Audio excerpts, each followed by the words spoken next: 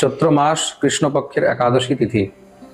এই একাদশী বিষয়ে একাদশী কবে করতে হবে আর এই একাদশীর কি মহিমা কি মাহাত্ম্য এগুলো আমরা এবার শ্রবণ করব।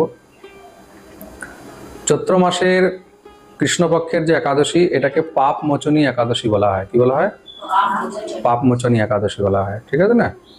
এই একাদশীর মহিমা কি, এটার মাহাত্ম্য কি, এই একাদশী করলে কি ফল প্রাপ্ত হয়, এই বিষয়ে যুধিষ্ঠির ভগবান শ্রীকৃষ্ণকে প্রশ্ন করেছেন। ফাল্গুনস্য শতে পক্ষে শ্রুতা সা আমলকি ময়া চৈত্রস্য কৃষ্ণ পক্ষে তু কিম নাম একাদশী ভবেত। যুধিষ্ঠির ভগবান শ্রীকৃষ্ণকে জিজ্ঞাসা করছেন, প্রভু ফাল্গুন মাস শুক্লপক্ষের একাদশী সেটা তো আমি শুনলাম, আমলকি একাদশী। শ্রোতা সা আমলকি ময়া, আমি শুনে নিয়েছি, কিন্তু এখন চৈত্র মাসে কৃষ্ণপক্ষের যে একাদশী তার বিষয়ে আমি জানতে চাই, এই একাদশীর নাম কি বা এই একাদশীর ফল কি। ভগবান শ্রীকৃষ্ণ তখন যুধিষ্ঠিরকে শ্রবণ করালেন। শৃণু রাজেন্দ্র বক্ষ্যামি পাপ মোচনিকাব্রতম লোমসো ব্রবীত পৃষ্ঠ মান্ধাত্রা চক্রবর্তীনা। এই যে চৈত্র মাস কৃষ্ণপক্ষের একাদশী, এই একাদশীকে পাপ মোচনী একাদশী বলা হয়। কি বলা হয়? পাপ মোচনী একাদশী। আর এই একাদশীর ব্রতকথা একসময় চক্রবর্তী রাজা মান্ধাতা লোমস ঋষির কাছে জিজ্ঞাসা করেছিলেন। এই কথাটা কোন শাস্ত্রে রয়েছে, কোন গ্রন্থে রয়েছে, কোন পুরাণে রয়েছে? সেই গ্রন্থের নাম হলো ভবিষ্যোত্তর পুরাণ। ভবিষ্যোত্তর পুরাণের মধ্যে এই পাপ মোচনী একাদশীর মাহাত্ম্য বর্ণন রয়েছে। একবার লোমস ঋষি রাজা মান্ধাতার কাছে যখন আসেন, ঋষিকে খুব সুন্দর করে স্বাগত সৎকার করে উচ্চ আসন ইত্যাদি দিয়ে পূজা অর্চনা করে বসলেন। তখন মান্ধাতা লোমস ঋষির কাছে প্রার্থনা করলেন, প্রভু এই সংসারের মধ্যে মানুষ তো অনেক প্রকারে পাপ করে, তার সমস্ত পাপ থেকে মুক্ত হওয়ার জন্য এমন কি কোনো ব্রত, এমন কি কোনো উপায়, এমন কি কোনো সাধনা আছে? তখন লোমস ঋষি উত্তর দিলেন, রাজন খুব মন দিয়ে শুনবে, এই সংসারের সমস্ত পাপ, সমস্ত প্রকারের অপরাধ থেকে যদি মুক্ত হতে হয় তাহলে তার জন্য একটি বিশেষ ব্রত রয়েছে। কি? তার নাম হলো পাপ মোচনী একাদশী। তার নাম হলো পাপ মোচনী একাদশী। এই একাদশী, এই যে নামটার অর্থই হলো পাপ মোচনী।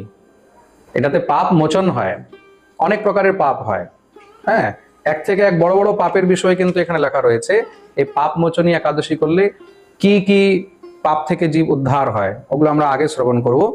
তখন মান্ধাতা প্রশ্ন করলেন, প্রভু তাহলে কৃপা করে আমাকে এই পাপ মোচনী একাদশীর মহিমা বর্ণন করুন। লোমস ঋষি তখন বর্ণন আরম্ভ করলেন। রাজন খুব মন দিয়ে শুনবে। এই বিষয়ে এক সময়ের একটি প্রসঙ্গ রয়েছে। এক সময় কুবেরের একটা দিব্য বন রয়েছে, তার নাম হলো চৈত্ররথ বন। যেরকম অনেকের বাগান বাড়ি হয়, হ্যাঁ, মহাদেবের কৈলাস রয়েছে, অনেকের জায়গা অনেকের স্থান আছে না, তদ্রূপ কুবেরের একটা বিশাল বড় বন আছে, তার নাম হলো চৈত্ররথ বন।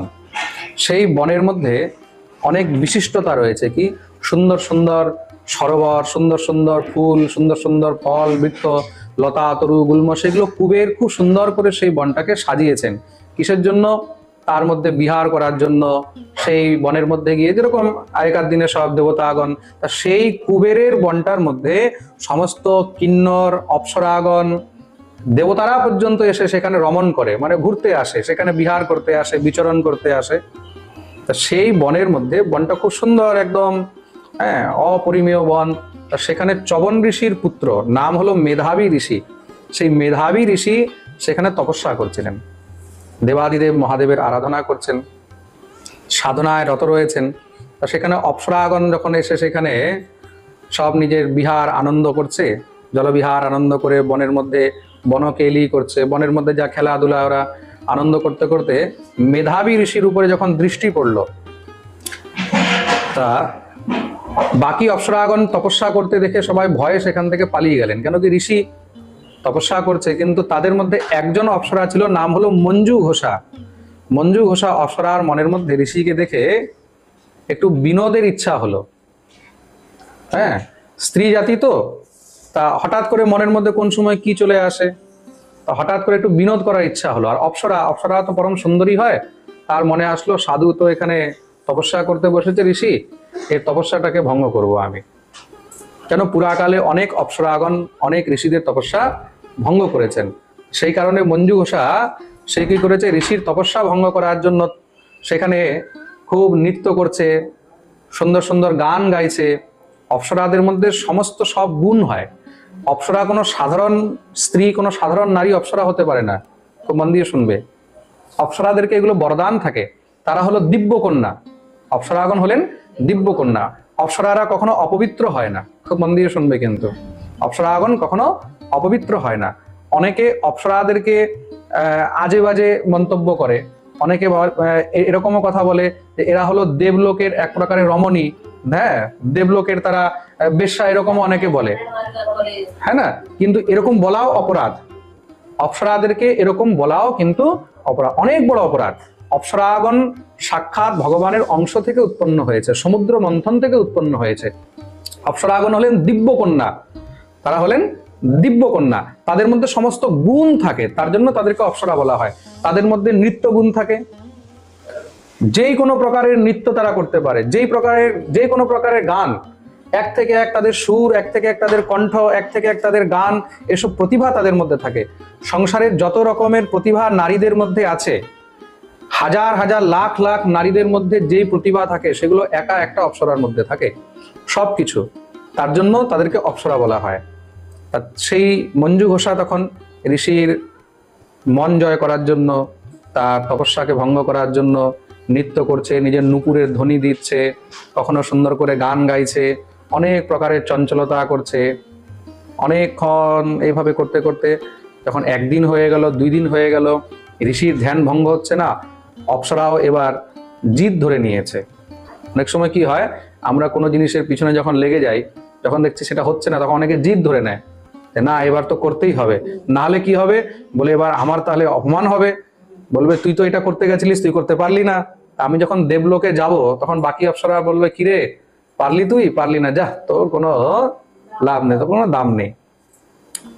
এইভাবেই মঞ্জু ঘোষাও এটাকে একটা মনের মধ্যে অভিমান ভেবে নিয়ে নিয়েছে যে আমাকে তো তপস্যা ভঙ্গ করতেই হবে। এই প্রকার সে তখন কামদেবকে আশ্রয় করেছে, কামকে আশ্রয় করেছে। আর সেই যে মেধাবী ঋষি, দেখতে পরম সুন্দর, ব্রহ্মচারী মানুষ, ঋষি মুনিরা তো সব এক থেকে সুন্দর ছিলেন, তা ব্রহ্মচারী মানুষ দেখতে পরম সুন্দর। কামদেবকে যখন মঞ্জু ঘোষা আশ্রয় করেছে, তখন কাম মঞ্জু ঘোষার সঙ্গে মিলিত হয়ে দুইজন মিলে নিজের কামের প্রভাব যখন চারদিকে ছড়িয়েছে বাতাবরণের মধ্যে, কাম শুধু দেখলেই হয় না, অনেক সময় পরিবেশেও কাম জাগ্রত হয়। যেরকম পরিবেশ বলতে কি, আশেপাশে কিরকম কথাবার্তা চলছে, আশেপাশে কিরকম প্রাকৃতিক ছটাটা কেমন আছে, আশেপাশে ওয়েদার কিরকম আছে, হ্যাঁ, এইসব সময় গময় এইগুলো দিয়েও কিন্তু কাম প্রবল হয়ে যায়। সেই জায়গায় মেধাবীর অন্তরে যখন আস্তে আস্তে এবার কামের প্রভাব জাগ্রত হলো, তখন তিনি চোখ খুলে তাকালেন। তাকিয়েছে যখন সামনে মঞ্জু ঘোষার দিকে দেখেছে, অপ্সরা তো পরম সুন্দরী, তখন মঞ্জু ঘোষার দিকে তাকিয়ে তিনি তার দিকে যখন দেখতে লাগলেন, মঞ্জু ঘোষা বুঝে গেছে যে তার অন্তরে, কেন কার দৃষ্টি দেখে, কার চোখের চাউনি দেখেও বোঝা যায় যে এখন সে কি বলতে চায় বা তার মনে কি চলছে। অপ্সরাগণ তো সাধারণ না, বুঝে গেছে ঋষির এখন তপস্যা সাধনা ভঙ্গ হয়েছে, যেহেতু আমার দিকে তাকিয়েছে। আর এরকম নয় যে তাকিয়ে সঙ্গে সঙ্গে রুষ্ট হয়ে গেছে, রেগে গেছে বা কিছু, তার দিকে তাকিয়ে রয়েছে, কেন তার প্রতি এবার মনের মধ্যে কিঞ্চিত হলেও কাম জাগ্রত হয়েছে। সঙ্গে সঙ্গে সেই মঞ্জু ঘোষা এসে ঋষিকে আলিঙ্গন করে নিলেন। যতক্ষণ পর্যন্ত কোনো সাধক যোগভ্রষ্ট হবে না, যতক্ষণ পর্যন্ত সে নিজের জায়গা থেকে ভ্রষ্ট হবে না, ততক্ষণ পর্যন্ত এই সংসারের মধ্যে কোনো অপ্সরাও কিন্তু তাকে স্পর্শ করতে পারবে না। কেন, সে জানে আমি যদি তার ইচ্ছার বিরুদ্ধে তাকে স্পর্শ করি, তাহলে এখনই আমাকে ভস্ম হতে হবে, এখনই আমাকে অভিশাপ গ্রহণ করতে হবে। যখন তিনি দেখলেন যে তার মনে আমার প্রতিও প্রেম জাগ্রত হয়েছে, তখনই সে অপ্সরা গিয়ে তাকে ধরে আলিঙ্গন করলেন। তৎপশ্চাৎ ঋষির তার প্রতি আকর্ষণ বেড়ে গেল। সেই অপ্সরা তখন ঋষির কাছে প্রণয় নিবেদন জানালেন, তখন ঋষি তার সঙ্গে প্রণয়বদ্ধ হয়েছেন। এখন দীর্ঘ সময় পর্যন্ত যখন তাদের মধ্যে বিহার চলল, তৎপশ্চাৎ এবার মঞ্জু ঘোষা আস্তে আস্তে তার সাধনার যে প্রভাব, তপস্যার যে প্রভাব ঋষির, সেটা আস্তে আস্তে ক্ষয় হচ্ছে। মনে রাখবে, যোগভ্রষ্ট পথভ্রষ্ট হলে কি হয়, তখন নিজের তপস্যার সাধনার যে ফল, যে পুণ্য, সেই পুণ্য ক্ষয় হয়। পুণ্য সঞ্চিত করতে অনেক সময় লাগে, কিন্তু সেই পুণ্যকে ক্ষয় করতে, নষ্ট করতে বেশি সময় লাগে না। তখন মঞ্জু ঘোষাও যখন দেখেছে আমার তো কাজ হয়ে গেল, তপস্যা ভঙ্গ হয়ে গেল, ঋষির সঙ্গে প্রণয় হয়ে গেল, সে এবার ঋষির কাছে প্রার্থনা করছে, নাথ এবার আপনি আমাকে আদেশ দেন, আমি এবার নিজ লোক গমন করি, স্বর্গে যাই। তখন ঋষি বললেন, এই তো তুমি এসেছো এখনই, এখন তো মাত্র এই সন্ধ্যার সময়, সকাল হতে দাও, যখন সকাল হবে সকালে তুমি চলে যেও, রাত্রিটা তুমি এখানেই ব্যতীত করো। এখন ঋষি যখন বলেছে, সে আর মানা করতে পারেনি। কেন? ঋষির ভয়ও তো রয়েছে, যদি এখন ক্রুদ্ধ হয়ে যায়, তার তপস্যা সাধনা আমি ভঙ্গ করলাম, আর এখন যদি তার ইচ্ছা হচ্ছে আমাকে নিয়ে প্রণয়ের জন্য, সেই সময় আমি যদি তাকে পরিত্যাগ করে চলে যাই, সে এখন অভিশাপও দিয়ে দিতে পারে। এই কারণে তখন সে ভয়ে ঋষির কাছেই রয়ে গেলেন। তৎমধ্যে পরস্পর এইভাবেই বিহার চলছে।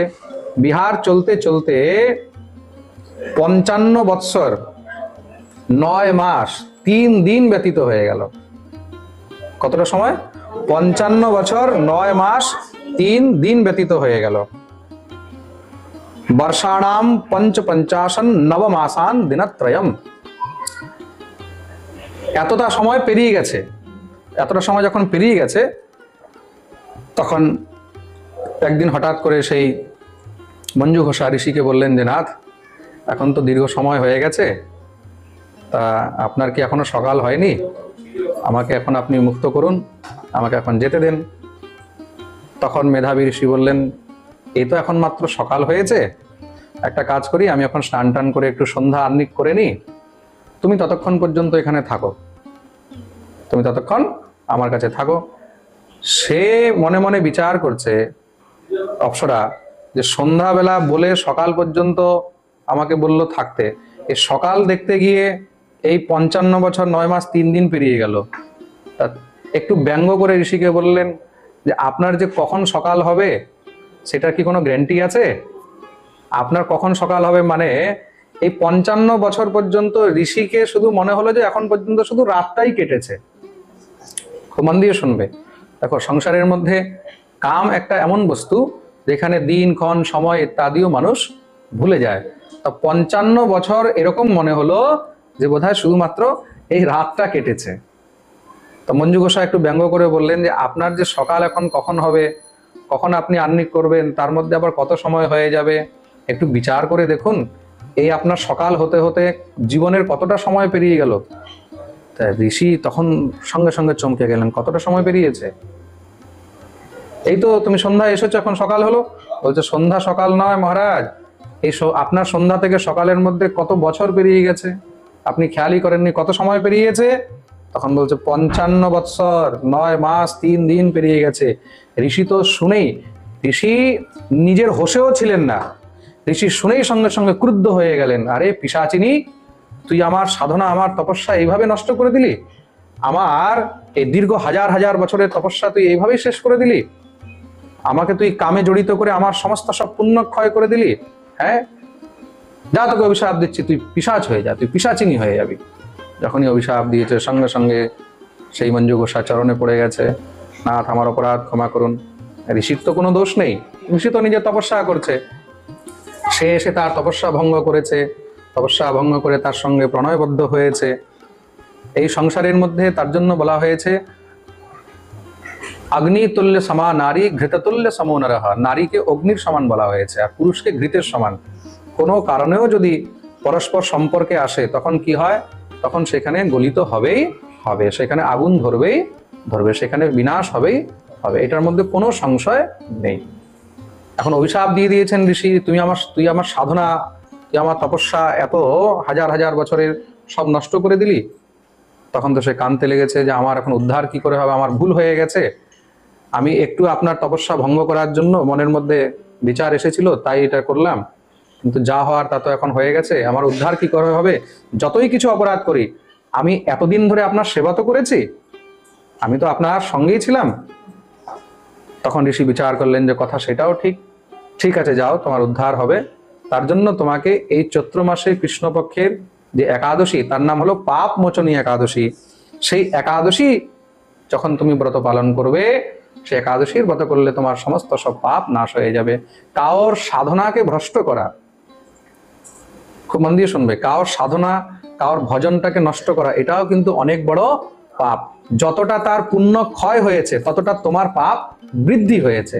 তার জন্য কখনো কোনো সাধক, কোনো মহাপুরুষ, কোনো গুরুজন তাদের সাধনাকেও ভ্রষ্ট করিতে নেই, এটা মনে রাখবে। কিন্তু ঋষির তো পুণ্য ক্ষয় হয়েছে, কিন্তু অপ্সরার পাপ বৃদ্ধি হয়েছে। এতটা পাপ হয়ে গেছে যে তার জন্য সেই পাপ থেকে মুক্ত কি করে হবে, তার জন্য ঋষি বললেন তুমি পাপ মোচনী একাদশী ব্রত করো, তাহলে সমস্ত পাপ থেকে মুক্ত হবে, আর পিশাচ যোনি থেকে মুক্ত হয়ে তুমি আবার অপ্সরা হয়ে স্বর্গে গমন করবে। তিনি সেখান থেকে দুঃখী হয়ে এবার নিজের পিতার কাছে গেলেন। তার পিতা মহর্ষি চ্যবন ঋষি, তার কাছে গিয়ে যখন সমস্ত সব বৃত্তান্ত বলেছেন যে এরকম এরকম হয়েছে, তখন চ্যবন ঋষি বললেন, যাই হোক, ভুল তো তোমার দ্বারাও হয়েছে, আর ভুল এই সংসারের দেবতাদের দ্বারাও হয়, ঋষিদের দ্বারাও হয়, মনুষ্যের দ্বারাও হয়, ভুল তো হয়েছেই। এখন যা হওয়ার তা হয়েছে, তা তুমি নিজের এই যে পুণ্য ক্ষয় হয়েছে, তোমার দ্বারাও যে অপরাধ হয়েছে, তার থেকে যদি মুক্ত হতে চাও, তাহলে তুমিও পাপ মোচনী একাদশীর ব্রত করো। পিতা বললেন পুত্রকে, যেটা তুমি সেই অপ্সরাকে উপদেশ করেছো সেটা তুমি নিজেও পালন করো। অনেক সময় কি হয়, মানুষ পরকে তো উপদেশ করে দেয়, কিন্তু নিজে সেটা পালন করতে পারে না। তার জন্য চ্যবন ঋষি বললেন, চৈত্রস্য চাসে তে পক্ষে নামনা বৈ পাপ মোচনী যস্যা ব্রতে কৃতে পুত্র পাপ রাশি ক্ষয়ম ব্রজেত। তোমার দ্বারা যা অপরাধ হয়েছে, কেন কি হঠাৎ করে কোনো স্ত্রী সঙ্গ, সেটাও কিন্তু একটা অপরাধ, তার থেকেও তোমাকে মুক্ত হতে হবে। তার জন্য তুমি এই পাপ মোচনী একাদশীর ব্রত করো। তখন পিতার উপদেশ প্রাপ্ত করে তখন ঋষি পাপ মোচনী একাদশীর ব্রত করলেন। নিরাহার নির্জলা থেকে একাদশী যেভাবে করা হয় সেই সমস্ত নিয়ম নিয়ে রাত্রি জাগরণ করে, ভগবত স্মরণ করে, হরিবাসর হরিনাম সংকীর্তন করে, আর তার সঙ্গে সেই অপ্সরা যে পিশাচিনী হয়েছিল সেও এই ব্রত করলেন। আর এই ব্রতের প্রভাবে ইত্থম্ভূত প্রভাবম হি পাপ মোচনিকা ব্রতাৎ, তারা দুইজনই নিজের সমস্ত সব পাপ থেকে মুক্ত হয়ে গেলেন। আর মুক্ত হয়ে তিনি আবার পুণ্যবান হয়ে তপস্যায় যুক্ত হলেন, আর এইদিকে সেই অপ্সরা হয়ে সে আবার স্বর্গ গমন করলেন। এই প্রকার এখানে ভগবান শ্রীকৃষ্ণ যুধিষ্ঠিরকে এই পাপ মোচনী একাদশীর ব্রতের মাহাত্ম্য বর্ণন শ্রবণ করালেন। যেই জীব এই একাদশী ব্রত করে, এই পাপ মোচনী একাদশী ব্রত করে, তার জন্য ভগবান বলছেন এই একাদশীর ব্রতে তার কোন কোন পাপ ক্ষয় হয়, এটাও শুনে নাও। পঠনাৎ শ্রবণাৎ রাজন গো সহস্র ফলপ্রদা। আর এই যে একাদশীর মাহাত্ম্য আমি এখন পাঠ করে শোনালাম সবাইকে, এই একাদশীর মহিমা, এই একাদশীর ব্রত কথা, একাদশীর মাহাত্ম্য যারা শ্রবণ করে, বা যারা এই একাদশী ব্রত করে বা একাদশীর ব্রত মাহাত্ম্য শ্রবণ করে, ব্রহ্মহা ব্রহ্ম হত্যা, ভ্রূণহা ভ্রূণ হত্যা মানে গর্ভজাত সন্তানদের যারা হত্যা করে, ভ্রূণ হত্যা, সুরাপি মানে কেউ যদি মদিরা পান করেছে, গুরুতল্পগামী, হ্যাঁ, গুরুপত্নী গমন বা পরস্ত্রী গমন ইত্যাদি বা পরপুরুষ গমন ইত্যাদিও জনিত যে পাপ হয়, সেই সমস্ত করণাৎ পাপ মুক্তা ভবন্তিতে বহু পুণ্যপ্রদম হেতৎ করণাদ ব্রতমোত্তমম। তখন সে এই সমস্ত পাপ থেকে মুক্ত হয়ে পরমধাম গমন করে। বলিয়ে পাপ মোচনী একাদশী মহারানী কি জয়। শ্রী রাধে শ্যাম। वन्दे अहं श्रीगुरु श्रीयुतपदकमलं श्रीगुरून् वैष्णवाश्च श्रीरूपं साग्रजातं सहगण रघुनाथान्वितं तं सजीवं साद्वैतं सावधूतं परिजनसहितं श्रीकृष्ण चैतन्य चन्द्रदेवं श्रीराधा कृष्ण पादान् सहगण ललितान् श्रीविशाखान्विताश्च ध्येयं सदा परिभवग्नमभीष्टदोहं तीर्थास्पदं शिवविरिञ्चिनुतं शरण्यम् मृत्यारितिहं प्रणतबालभवाब्धिपोतं वन्दे महापुरुषते चरणारविन्दं।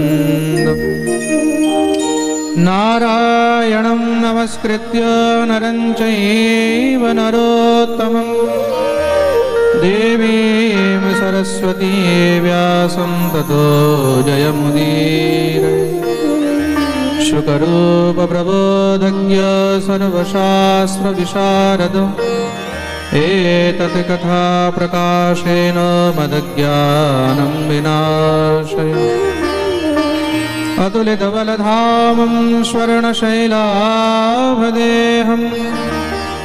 धनुजवनकृशानं ज्ञानिनामग्रगण्यं सकलगुणनिधानं वानराणामधीशं रघुपतिप्रियभक्तं वातजातं नमामि गुरुवे गौरचन्द्राय राधिकाय तदालये कृष्णाय कृष्णभक्ताय तद्भक्ताय ते नमः श्रीकृष्णचैतन्यप्रभुनित्यानन्द श्री अद्वैत गदाधर श्रीवासादि गौरभक्तवृन्द हरे कृष्ण कृष्ण कृष्ण हरे हरे हरे राम राम राम हरे हरे जय जय श्री राधा रमण जय जय नवल किशोर जय गोपी चितचोर प्रभु जय जय माखन चोर बोलिए भक्तवत्सल भगवान की जय जय श्री हरि गौर हरि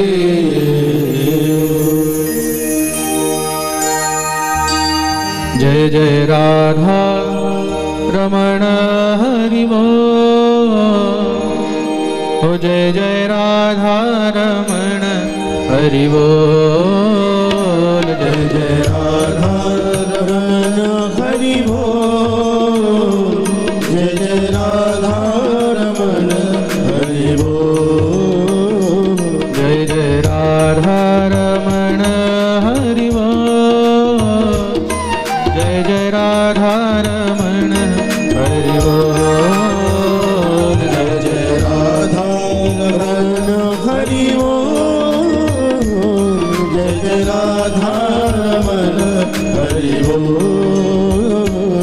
जय जय राधा रमण जय जय राधा रमण जय राधा रमण मेरे राधा रमण जय जय राधा रमण जय जय राधा रमण जय राधा रमण जय जय राधा रमण जय जय राधा रमण जय जय राधा रमण जय जय राधा रमण जय जय राधा रमण जय जय राधा रमण जय जय राधा रमण जय जय राधा रमण जय जय राधा रमण जय जय राधा रमण जय जय राधा रमण जय जय राधा रमण जय जय राधा रमण जय राधा रमण हरि बोल जय जय राधा रमण हरि बोल जय जय राधा रमण हरि बोल जय जय राधा रमण हरि बोल दोनों हाथ ये ताली सेवा करे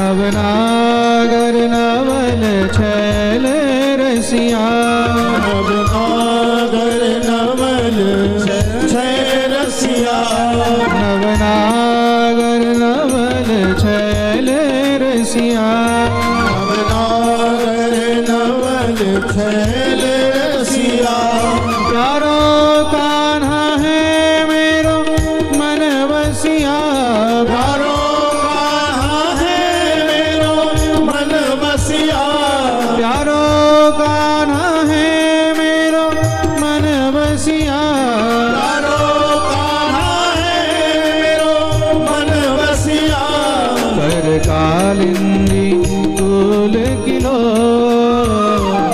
जय जय राधा रमण हरि बोल जय जय राधा रमण हरि बोल हरि बोल रमण हरि बोल जय जय राधा रमण हरि बोल जय जय राधा रमण हरि बोल जय जय राधा रमण हरि बोल जय जय राधा रमण हरि बोल जय जय राधा जय जय राधा ओ जय जय राधा जय जय राधा जय जय राधा जय जय राधा ओ जय जय राधा जय जय राधा जय जय राधा जय जय राधा ओ जय जय राधा जय जय राधा जय जय राधा रमण हरि बोल जय जय राधा रमण हरि बोल जय जय राधा रमण हरि बोल हरि जय बोल राधा रमण हरि बोल जय जय राधा रमण हरि बोल जय जय राधा रमण हरि बोल हरि बोल जय जय राधा रमण हरि बोल जय जय राधा रमण हरि बोल जय जय राधा रमण हरि बोल जय जय राधा रमण हरि बोल जय राधा रमण हरि बोल हरि बोल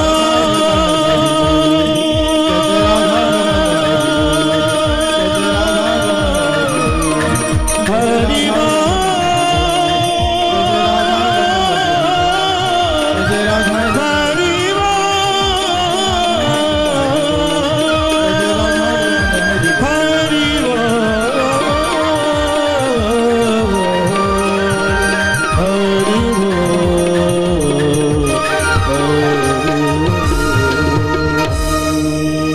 बोलिए भक्तवत्सल भगवान की जय जय श्री निताई गौर हरि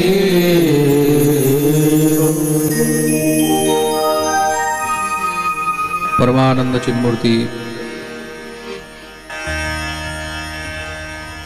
अखिल ब्रह्मांड नायक जगत अधिपति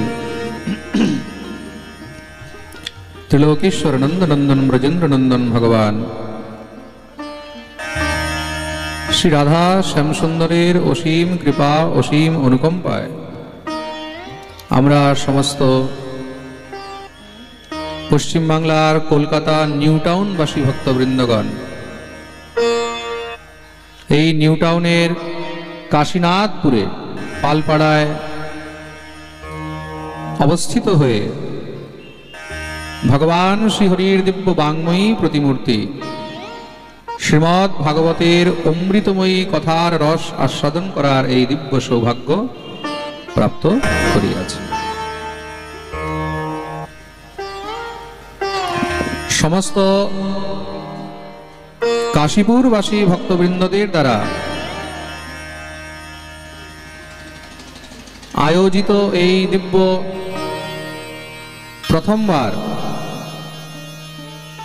প্রথমবারই তো আয়োজনও প্রথমবার, আর এই আয়োজনের মধ্যে নিউ টাউনে আমিও প্রথমবার।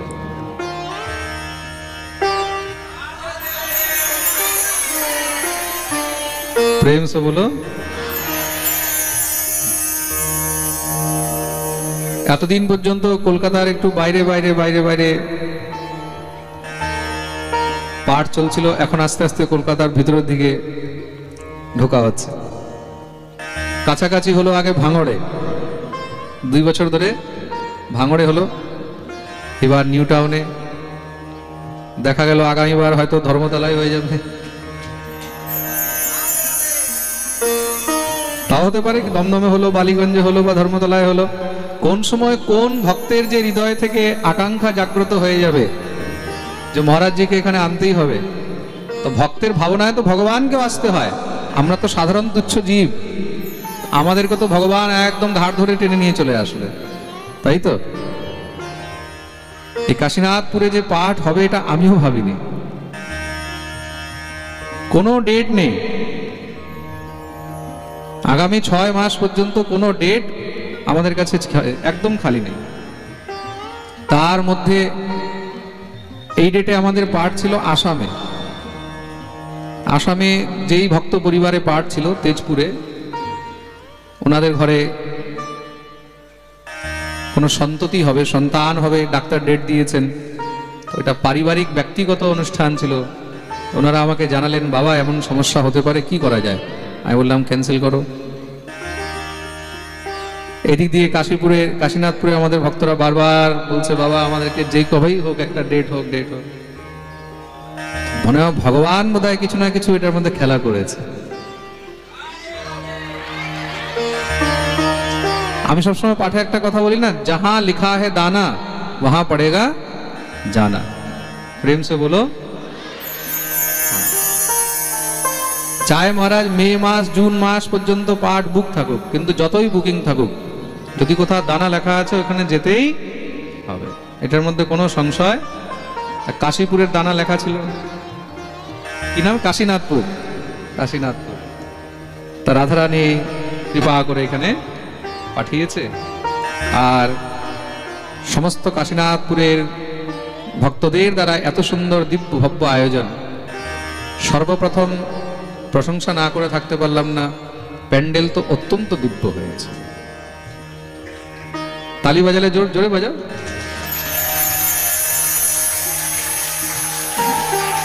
একটা কথা আছে না, first impression is the last impression.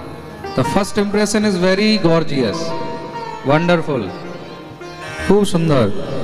যেমন প্যান্ডেল তেমন স্টেজ, সব দিক দিয়ে খুব সুন্দর ব্যবস্থা করা হয়েছে, অত্যন্ত মুগ্ধকর।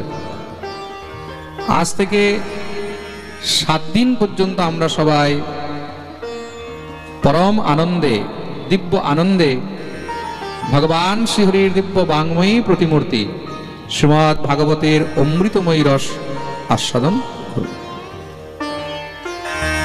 সর্বপ্রথম উপস্থিত সকল সাধুগুরু বৈষ্ণবদের, ভক্তদের এবং ভক্তিমতী মাতৃগণের শ্রীচরণে আমি কোটি কোটি প্রণাম জানাই।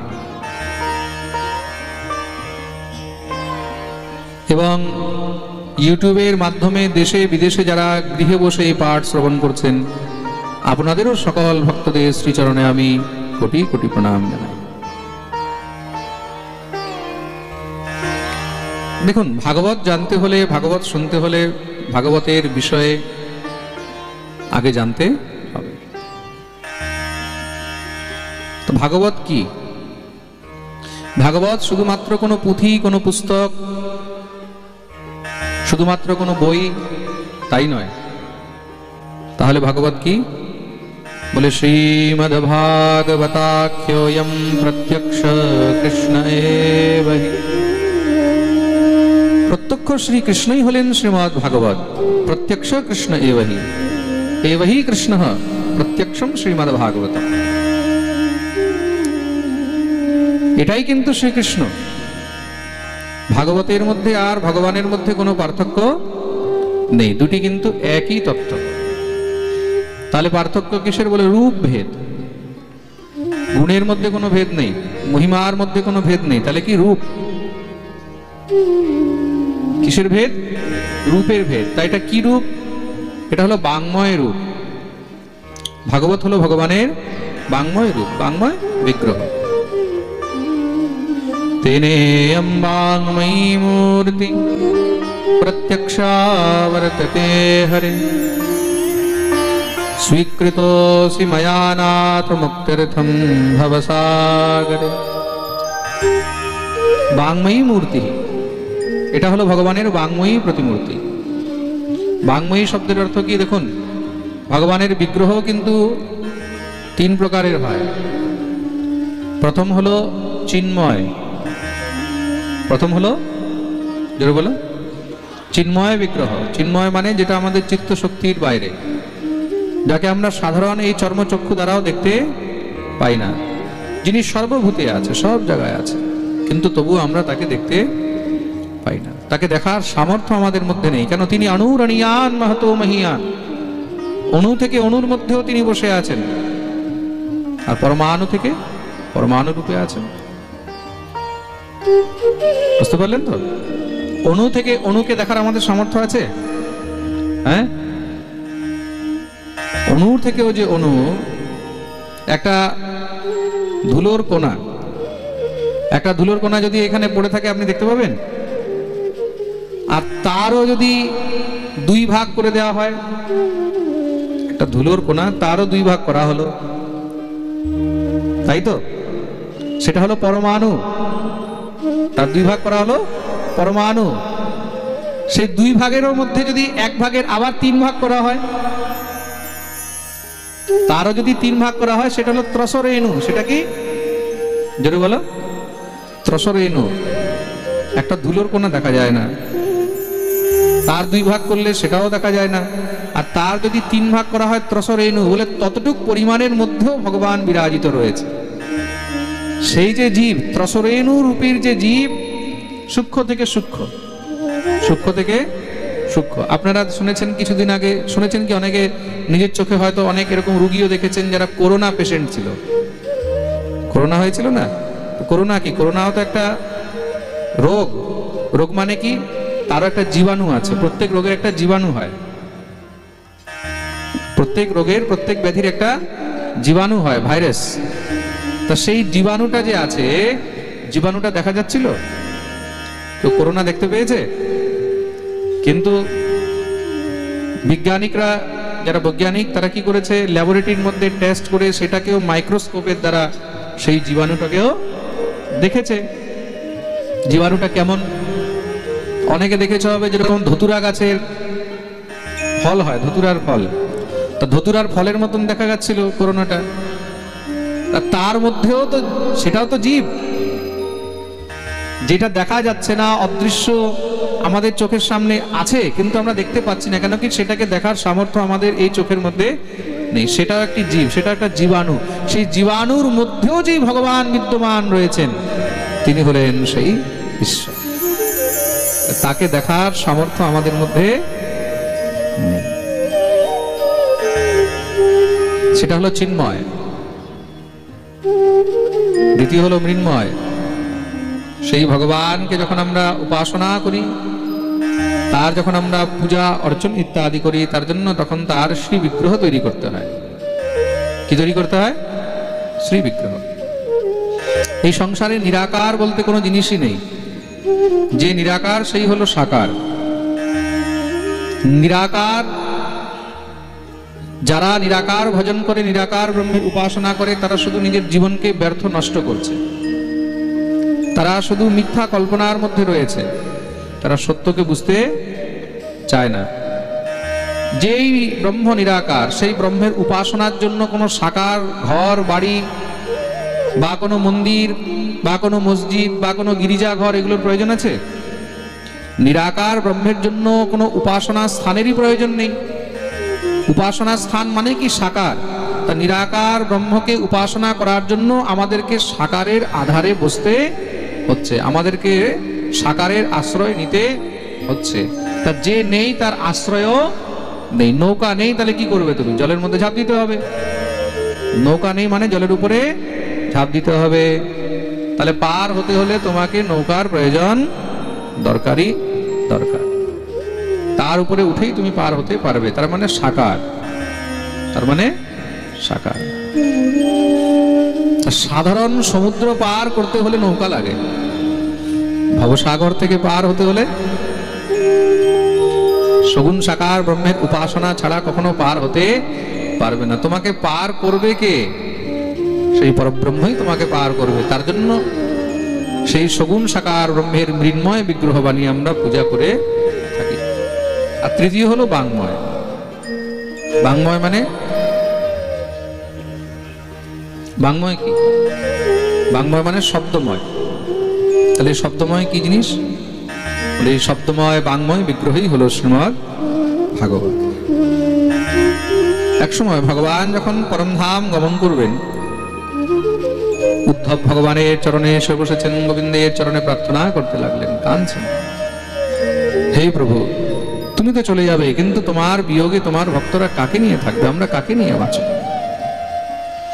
তদ বিয়োগে নতে ভক্তা কথম স্থাস্যন্তি ভূতলে নির্গুণোপাসনে কষ্টম অতঃ কিঞ্চিৎ বিচারয়।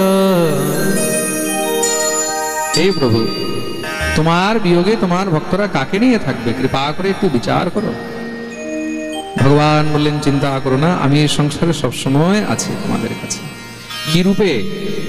ভগবান দেখতেই দেখতে সাক্ষাৎ ভাগবত রূপে প্রকট হয়ে গেলেন। স্বকীয়েনৈব ভবেৎ তেজ শ্রীমদ্ ভাগবতে দধাত তিরোধায় প্রবিষ্টোऽয়ং শ্রীমদ্ ভাগবতার্ণবম। আর ভাগবত উদ্ধবের মাথায় চাপিয়ে দিলেন, উদ্ধব এই নাও, এটা হলো আমার বাংময় বিগ্রহ। আজ থেকে যখন যখন ভাগবত দর্শন করবে, ভাগবত শ্রবণ করবে, ভাগবত চিন্তন করবে, তখন তখন সাক্ষাৎ আমার দর্শনের ফল হবে। বলিয়ে ভাগবত ভগবান কি জয়। তা আপনারা যে এখানে ভাগবত দর্শন করছেন, সাক্ষাৎ শ্রীধাম বৃন্দাবন থেকে যে ভাগবত এখানে এসেছেন, কত সৌভাগ্য আপনাদের। শুধু পাঠক বৃন্দাবন থেকে নয়, ভাগবত বৃন্দাবন। প্রেম সে বলো। বলছে যেখানে কোনো ব্রজবাসী যায়, সেই স্থানকেই বৃন্দাবন বানিয়ে দেয়। তা যেখানে বৃন্দাবন থেকে, ব্রজের থেকে সাক্ষাৎ ভাগবত ভগবান এসেছেন, তার মানে কি আজ থেকে 7 দিন পর্যন্ত মনে রাখবে, এই কাশীনাথপুর পালপাড়াও বৃন্দাবন হয়ে গেল। বলিয়ে বৃন্দাবন ধাম কি জয়। এই ভাগবতের মধ্যে কি আছে? ভাগবতের মধ্যে 12টি স্কন্ধ আছে। কি আছে? 12টি স্কন্ধ মানে ভগবানের দ্বাদশ অঙ্গ। 12টি স্কন্ধের মধ্যে 335 অধ্যায় আছে। 335 অধ্যায়ের মধ্যে 18,000 শ্লোক আছে। আর এই 18,000 শ্লোক, 335 অধ্যায়, 12টি স্কন্ধ সংযুক্ত ভাগবত শ্রবণের পূর্বে 6 অধ্যায়ের মাহাত্ম্য শ্রবণ করতে হয়। কয় অধ্যায়ের মাহাত্ম্য? 6 অধ্যায়। এই 6 অধ্যায়ের মাহাত্ম্য কোথা থেকে নেওয়া হয়েছে? পদ্মপুরাণ থেকে নেওয়া হয়েছে। কোথা থেকে? ভাগবতের 2টি মাহাত্ম্য আছে, খুব মন দিয়ে শুনবে কিন্তু। ভাগবতের কয়টি মাহাত্ম্য আছে? 2টি মাহাত্ম্য। এক হলো পূর্ব মাহাত্ম্য, আর এক হলো উত্তর মাহাত্ম্য। এক হলো পূর্ব মাহাত্ম্য, আর এক হলো উত্তর মাহাত্ম্য। পূর্ব মাহাত্ম্য 6 অধ্যায়, উত্তর মাহাত্ম্য 4 অধ্যায়ের। পূর্ব মাহাত্ম্য পদ্মপুরাণ থেকে নেওয়া হয়েছে, আর উত্তর মাহাত্ম্য স্কন্দ পুরাণ থেকে নেওয়া হয়েছে। তো ভাগবতের পূর্বে পূর্ব মাহাত্ম্য শ্রবণ করতে হয়। আসুন আমরা সবাই মাহাত্ম্যের মধ্যে প্রবেশ করি। প্রথম শ্লোক মঙ্গলাচরণে সবাই সোজা হয়ে বসবেন, দোনো হাত জোড় করে মঙ্গলাচরণে প্রথম শ্লোক আমরা শ্রবণ করি। সচ্চিদানন্দরূপায় विश्वोत्पत्त्यादिहेतवे तापत्रय विनाशाय श्रीकृष्णाय वयं नमः। श्रीकृष्णाय वयं नमः। মাহাত্ম্যের প্রথম শ্লোকে এখানে মঙ্গলাচরণে ভগবানের বন্দন করা হলো। ভগবানের 3টি স্বরূপকে বন্দন করা হচ্ছে। কয়টি স্বরূপ? 3টি স্বরূপ। 3টি স্বরূপ কি কি? সৎ, চিৎ আর আনন্দ। সৎ শব্দের অর্থ কি? সৎ মানে হলো সত্য। সত্য মানে কি? সত্য মানেই হলো ধর্ম। সত্য মানেই ধর্ম। আর ধর্মকে বলে ধর্মম ভাগবতম ঘটা। ধর্মই হলো ভাগবত। ধর্মই হলো ভাগবত, আর ভাগবত মানে ভগবান।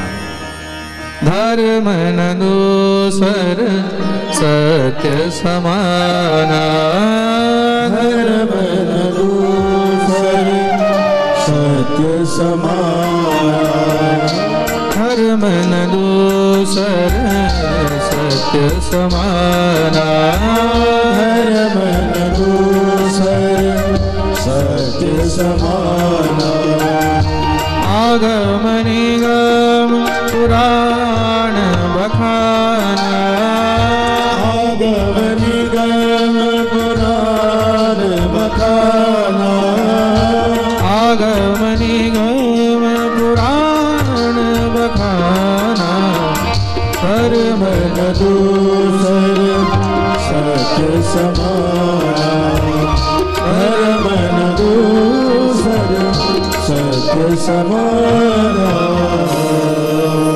ধর্ম নদূসর সত্য সমানা, সত্যের সমান ধর্ম আর কিছু নেই, সত্যই হলো ধর্ম। আর ধর্মই হলো কি? ভাগবত। আর ভাগবত কি? ভগবান। আর দ্বিতীয় হলো চিৎ। চিৎ শব্দের অর্থ কি? প্রকাশ। চিৎ মানে জোরে বলো, প্রকাশ। যার প্রকাশে সমস্ত জগৎ প্রকাশিত হয়ে রয়েছেন তিনি হলেন স্বয়ং প্রকাশ। মনে রাখবেন, সূর্যকেও যে প্রকাশ দিচ্ছেন, সূর্য জগৎকে প্রকাশ দিচ্ছে। আর সূর্যকে কে প্রকাশ দিচ্ছেন? সূর্যকে যিনি প্রকাশ দিচ্ছেন তিনি হলেন আমাদের ভগবান। চন্দ্রমাকে যে চাঁদনি দিচ্ছে, শশীকে যে কিরণ দিচ্ছে তিনি হলেন আমাদের ভগবান। তার কৃপা হলে অন্ধ কিন্তু দেখতে পায়, চোখ ছাড়াও দেখতে পায়। তার কৃপা না হলে চোখ থেকেও মানুষ দেখতে পায়। তার কৃপা হলে বোবাও বলতে পারে, তার কৃপা হলে ল্যাংড়াও দৌড়াতে পারে। মূকম করোতি বাচালম পঙ্গুম লঙ্ঘয়তে গিরিম यत्कृपातमहं वन्दे परमानन्दमाधव। मूकं करोति वाचालं पंगुं लंघयते गिरिं।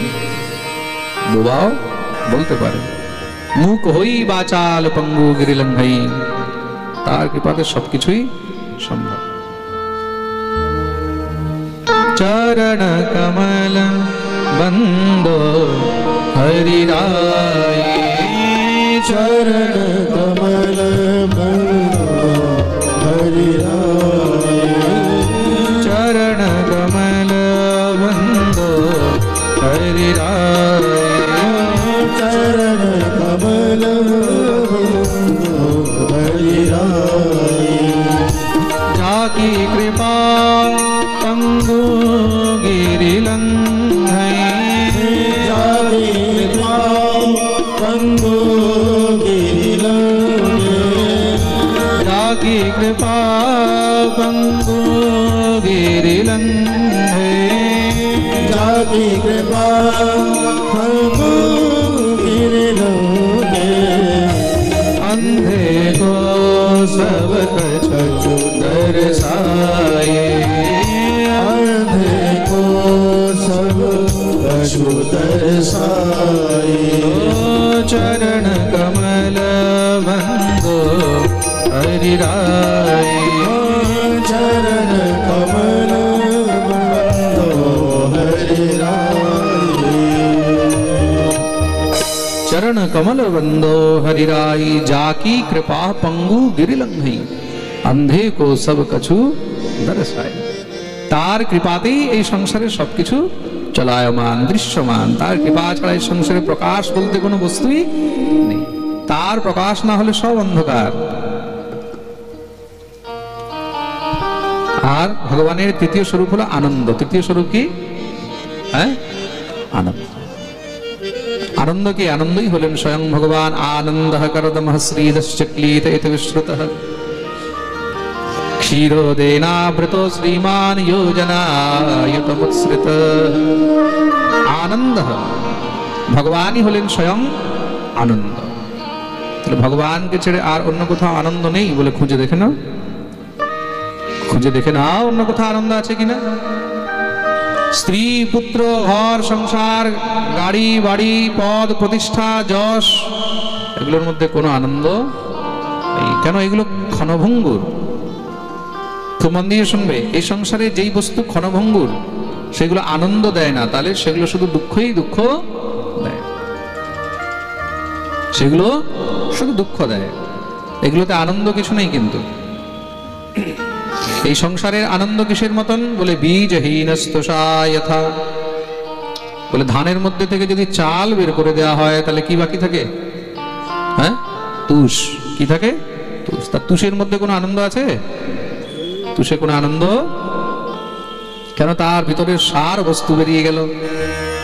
সার বস্তুকে সার বৎসার নীরসম, এই সংসারে সব হলো অসার, আর সার হলো একমাত্র স্বয়ং ভগবান।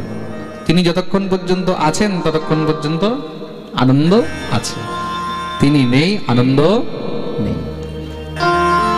জগতে কোথাও আনন্দ পাবে না। জগতে আনন্দ কোথায় পাবে? আনন্দ শুধু তার চরণেই পাবে। কার? বলে সে তিনটি কাজ করে। কি কি? বলে বিশ্বোৎপত্ত্যাদি হেতবে, বিশ্বের উৎপত্তি, স্থিতি আর সংহার, এই তিনটি যার কর্ম। বিশ্বের উৎপত্তি, স্থিতি আর সংহার, এই তিনটি তার কর্ম। তিনি কিন্তু স্রষ্টা, তিনি দ্রষ্টা, আর তিনি হলেন সংহারক। তিনি সৃষ্টি করছেন, তিনি তার পালন করছেন, আর তিনি সংহার করছেন। জীবের উপরে তিন প্রকারে তিনি কৃপা করেন। তাপত্রয় বিনাশায়, আমাদের সকলের তিনি ত্রিতাপ জ্বালা নাশ করেন। এই সংসারের প্রত্যেকটি জীব ত্রিতাপ জ্বালায় জ্বলছে। এখানে আপনিও ত্রিতাপ জ্বালায় জ্বলছেন, আর আমিও ত্রিতাপ জ্বালায় জ্বলছে। এই সংসারে এমন কেউ নেই যে ত্রিতাপ জ্বালায় জ্বলছে না। কেউ আছে? ত্রিতাপ জ্বালা মানে দৈহিক, দৈবিক আর ভৌতিক। প্রথম হলো দৈহিক। এই দেহ দিয়ে সবাই কষ্ট ভোগ করছে। করছে তো? আপনিও করছেন, আমিও করছি। কেউ হাতে ব্যথা, কেউ পায়ে ব্যথা, কেউ মাথায় ব্যথা, কেউ হাঁটু ব্যথা, কেউ কোমর ব্যথা, কেউ চোখে ব্যথা, কেউ নাকে ব্যথা, তাই তো? শুধু তাই নয়, এই জ্বর, এই ক্যান্সার, এই সুগার, এই ব্লাড প্রেশার, হ্যাঁ, কত রকমের সমস্যা নিয়ে আমরা চলছি। তো? কেউ বাকি আছে? কেউ? আমরা সব এই দেহ নিয়ে কিছু না কিছু কষ্ট ভোগ করেই চলছি। জীবৎসব নিগদিতঃ সতু পাপ কর্মাঃ, এই জীব নিজের কৃত কর্ম ইত্যাদি সব ভোগ করে। কোনো না কোনো রূপে আমাদেরকে ভোগ করতেই হচ্ছে। দৈহিক হোক, দৈবিক হোক। দৈবিক মানে দেবতাদের প্রকোপ, দৈবিক মানে দেবতাদের প্রকোপ। দেবতারাও আমাদেরকে কিছু না কিছু কষ্ট দিতেই থাকে, দিতে থাকে তো। কখনো অমুকের দশা, কখনো তমুকের দশা, এই সমস্যা, এই সমস্যা, এই খারাপ, ওই খারাপ, কিছু না কিছু চলছেই চলছে। আরেক হলো ভৌতিক। ভৌতিক মানে এই চরাচর ভৌতিক জগৎ থেকে আমরা যে কষ্ট পাচ্ছি। এই এখনই গরম, এখনই ঠান্ডা, এই ভূমিকম্প, এই বন্যা, এই অকাল, এই দুর্ভিক্ষ, এই মহামারী, কিছু না কিছু আমাদেরকে ভোগ করতেই হচ্ছে। এই সংসারের মধ্যে এমন কেউ নেই যে এই ত্রিতাপ জ্বালা থেকে বাঁচতে পেরেছে। ত্রিতাপ জ্বালা কিসের মতন জানো? বলে আগুনের মতন। প্রথম হলো আগুনের মতন। তা আমরা কিসের উপরে বসে আছি? আগুনের উপরে বসে আছি। কিসের উপরে বসে আছি? আগুন। তা আগুনের উপরে বসে যদি আমরা ভাবি যে আমাদের জ্বালা হবে না, সে কখনো সম্ভবই নয়। এই সংসার হলো দাবানল। সংসার কি? সংসার দাবানল নিরলোক ত্রাণয়। তা আমরা তো দাবানলের উপরে বসে আছি, অনল। আগুনের উপরে বসে আমরা তার মধ্যে সুখের কামনা করছি, শান্তির কামনা করছি, সম্ভব? কখনই সম্ভব? আমরা একটা যুক্তি খুঁজলাম। কি?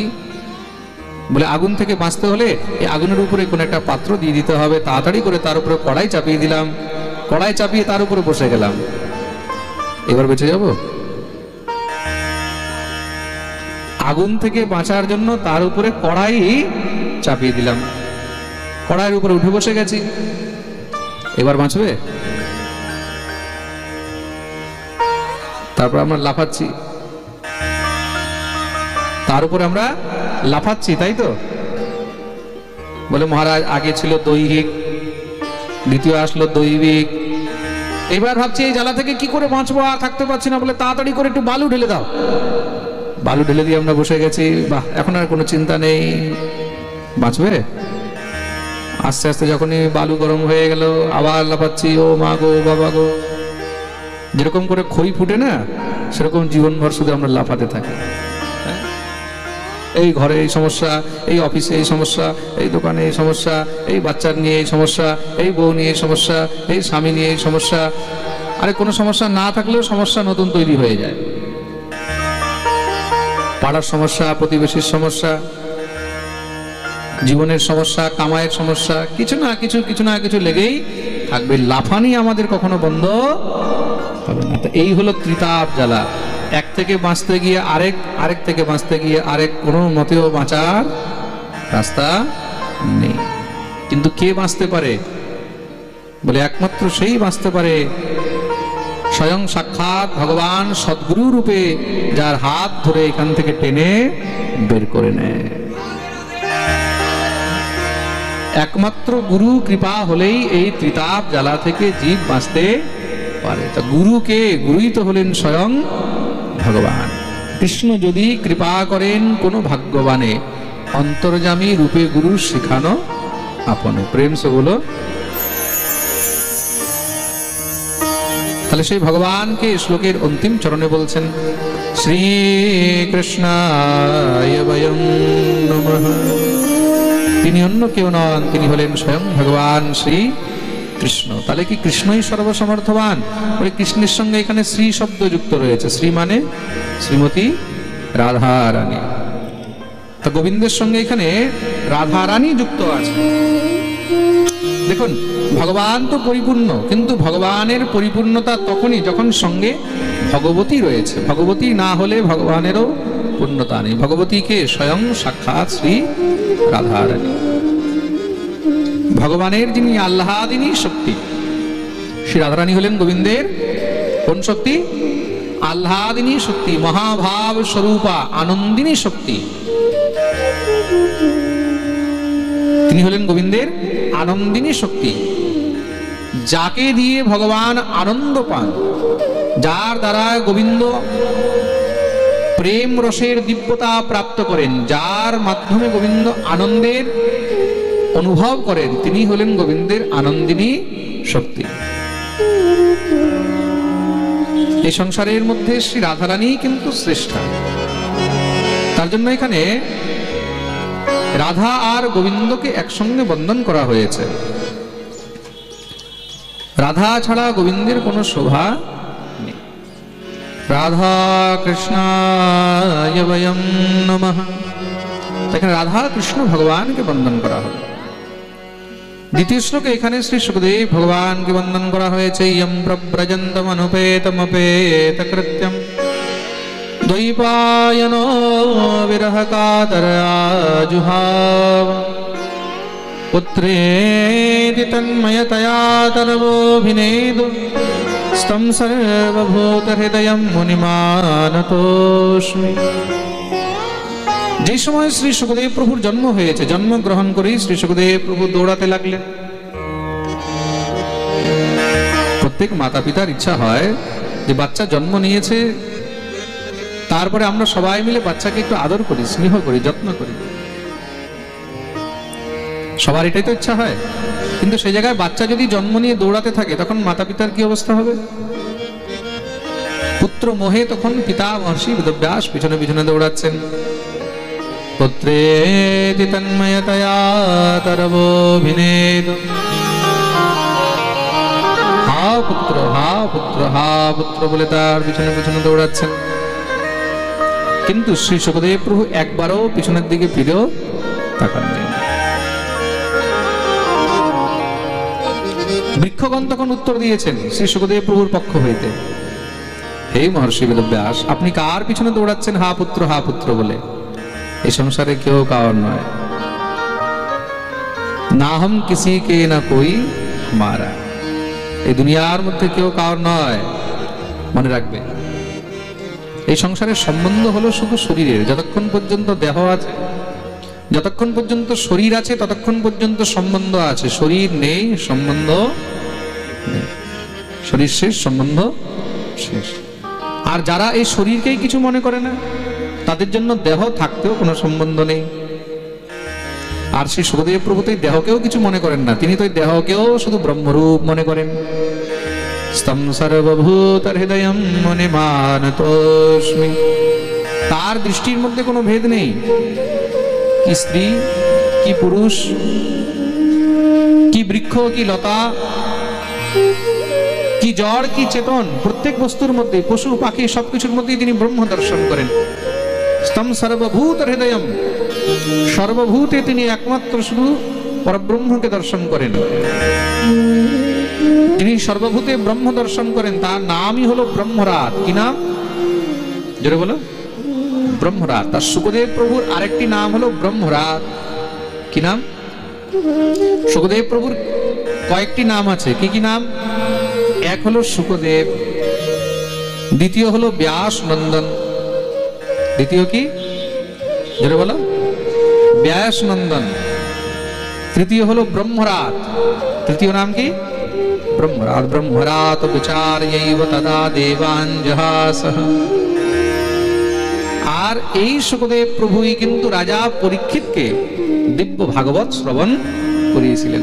আর পরীক্ষিতের নাম হলো বিষ্ণুরাত। দেখুন, সুখদেবের নাম কি? ব্রহ্মরাত। আর পরীক্ষিতের নাম কি? বিষ্ণুরাত।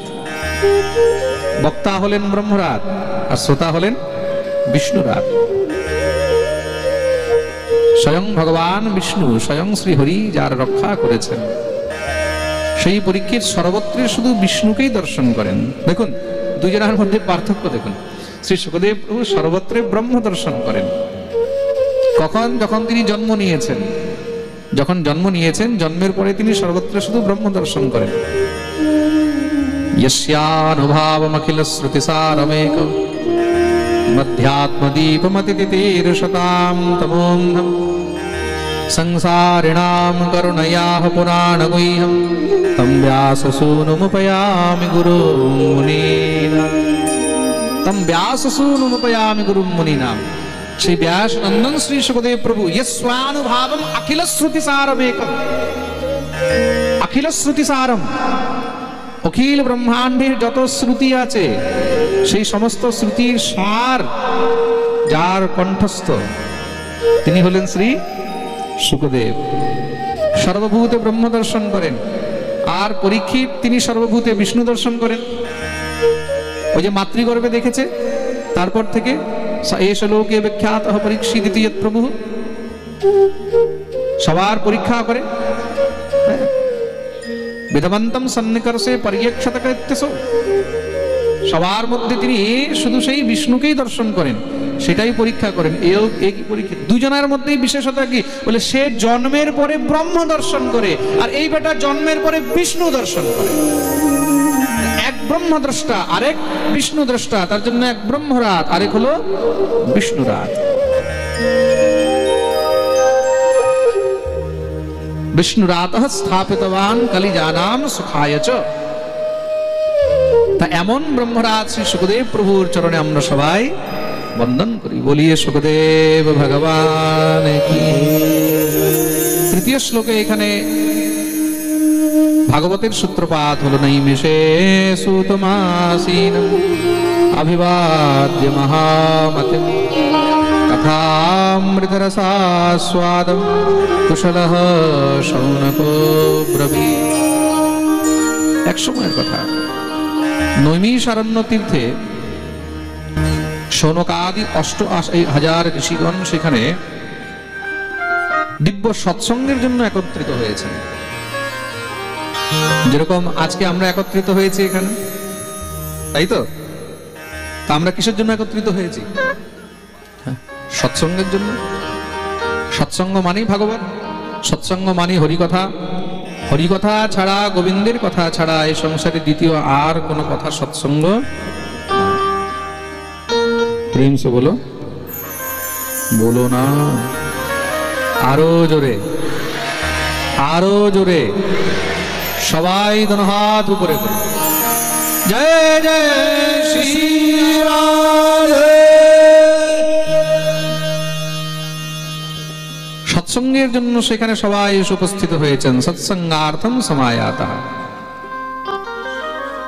কতজন? 88,000 ঋষিগণ।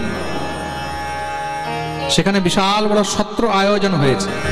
নৈমিষে নিমিষ ক্ষেত্রে ঋষয়ঃ শৌনকাদয়ঃ সত্রম স্বর্গায় লোকায় সহস্র সমমাসত।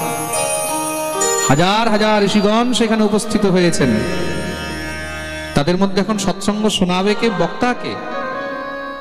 তার জন্য তারা কি করলেন? শ্রী সুতজি মুনিকে, সুত মুনিকে সেখানে উচ্চ আসনে বসিয়েছেন। শ্রী সুতজি মহারাজ বক্তা হয়ে বসলেন, সৌনকাদ ঋষি শ্রোতা। সুতজি মহারাজ বলছেন, আমি তো খুব ছোট, আমি আপনাদের মতন বড় বড় ঋষিদেরকে মুনিদেরকে কি করে এই শাস্ত্র শ্রবণ করাই? আপনারা তো আমাকে ব্যাসগদিতে বসিয়ে দিলেন।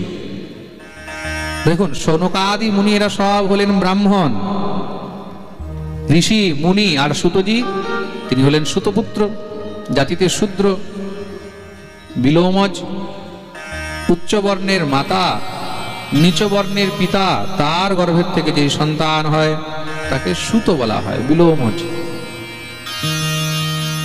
তা আমি হলাম সুত। কি করে আপনাদেরকে এই জ্ঞান প্রদান করি, কি করে আমি উপদেশ করি, কি করে আমি পাঠ করি? আমি তো ছোট, সব দিক দিয়ে ছোট, আয়ু দিয়েও ছোট, জাতি দিয়েও ছোট। তখন মুনিগণ খুব সুন্দর করে হাত জোড় করে বললেন, আপনি নিজেকে ছোট বলছেন এই সংসারে, তাহলে বড় কে? ধন বৃদ্ধা বল বৃদ্ধা আয়ুর বৃদ্ধস্তথৈব চ তে সর্বে জ্ঞান বৃদ্ধস্য কিঙ্করা শিষ্য কিঙ্করা। এই সংসারে বড় কে? বলে যার কাছে পয়সা আছে তাকে অনেকে বড় বলে, বলে না? পয়সা আছে বলে অনেক বড় লোক, পয়সাওয়ালা লোক। পয়সা মানে বড়। কেউ বলছে বল বৃদ্ধা, যার কাছে বল আছে, সামর্থ্য আছে, পদ আছে, প্রতিষ্ঠা আছে, তাকে অনেকে বড় বলে, বলে না? হ্যাঁ, বলে আরে বাবা অনেক বড় নেতা, অনেক বড় মন্ত্রী, অনেক বড় বিজনেসম্যান, অনেক বড় লোক, তো বলে বৃদ্ধা। কে বলছে না না, যার বয়স বেশি সে বড়। কিন্তু শাস্ত্র কি বলছে? তে সর্বে জ্ঞান বৃদ্ধস্য, তাদের সবার মধ্যে সব থেকে বড় হলেন জ্ঞানী। বড় কে? জ্ঞানী। জ্ঞানী থেকে বড় এই সংসারে আর কেউ নেই। কেন? জ্ঞানীর সামনে সবাইকে নত হতে হয়। জ্ঞানীর সামনে অর্থবানকে নত হতে হবে, জ্ঞানীর সামনে বলবানকেও নত হতে হবে, আর আয়ুবানকেও নত হতে হবে। আপনার মধ্যে জ্ঞান আছে, তার জন্য কৃপা করে আপনি আমাদেরকে সংসারের সব থেকে শ্রেষ্ঠ কথা শ্রবণ করাবেন। শ্রেয়সাম যদ ভবেৎ শ্রেয়ঃ পাবনানাম চ পাবনম কৃষ্ণ প্রাপ্তিকরম সস্বৎ সাধনম তদ্বদাধুনা। এই সংসারের মধ্যে যেটা সব থেকে শ্রেষ্ঠ কথা, শ্রেষ্ঠের মধ্যেও শ্রেষ্ঠ, শ্রেয়সাম যদ ভবেৎ শ্রেয়ঃ, বেস্ট এন্ড বেস্টেস্ট। একটা হলো বেস্ট, আরেকটা হলো বেস্টেস্ট। একটা হলো গ্রেট, আরেকটা হলো গ্রেটেস্ট। তা আমরা পাবনানাম চ পাবনম, শ্রেষ্ঠের মধ্যে শ্রেষ্ঠতম, মানে যার উপরে আর কিছু নেই। আর পবিত্রের মধ্যে, পাবনের মধ্যে পবিত্রতম, মানে একদম শেষ। সার বস্তু আমরা শ্রবণ করতে চাই, যার পরে আর কিছু নেই। তাতে যেন আমরা কৃষ্ণ ভক্তি পাই, যেন গোবিন্দকে পেতে পারি। কৃষ্ণ প্রাপ্তি করম সস্বৎ সাধনম তদ্বদাধুনা।